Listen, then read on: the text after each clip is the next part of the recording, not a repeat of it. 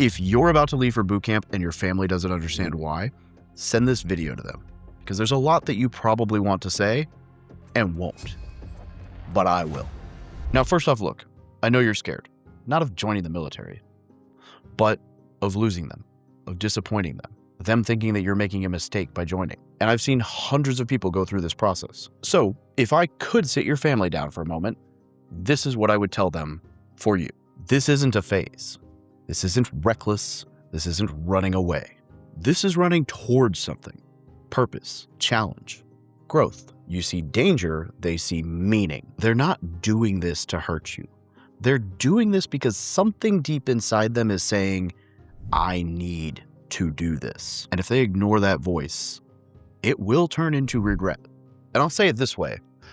When I had applicants come in and they were super on the fence because of a loved one, which is, for reference, I was a recruiter for the Marine Corps for 3 years, over a decade ago.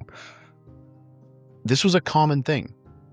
Kids would come in and they would say, I really want to do this, but my boyfriend, but my girlfriend, but my mom, but my dad. And I'll be very honest, it was usually girlfriend, mom. Dad, maybe if they served and saw like real combat, like a Vietnam vet dad, right? That was usually it. And they didn't know if they wanted to join. And the way that I would help them through that was simple. I would say, when you're 60 years old, 70 years old, 80 years old, imagine you're towards the end of your life and you're thinking back on life. Is it more likely that you regret joining the military, even if you end up not liking it, or regret never trying? And usually the regret never trying only was because somebody else didn't want them to. And I'll tell you this, as a recruiter, I saw a ton of people come in 25, 26, 28, and they'd say, I was going to join right out of high school, but someone stopped me. Mom, dad, girlfriend, brother, whatever. And those kids always joined, and they always wish they'd joined sooner. And so I would tell these applicants, like, hey, if you're really on the fence because of a loved one, I get it. But you need to do what's best for you, what your gut and your heart say.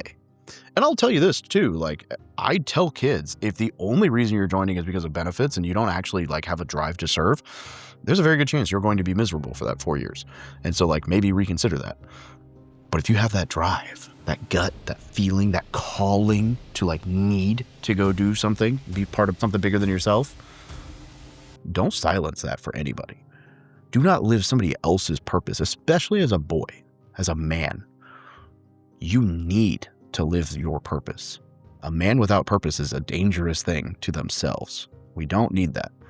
Be true to your purpose. Now that that sidebar's over, they're not going to say some of this stuff out loud, but I can assure you that if they're anything like me, they're tired of being told, go to college, take on debt, play it safe. And I'm not here to hate on that path. It does work for some people, but it's not right for everybody. And they know it.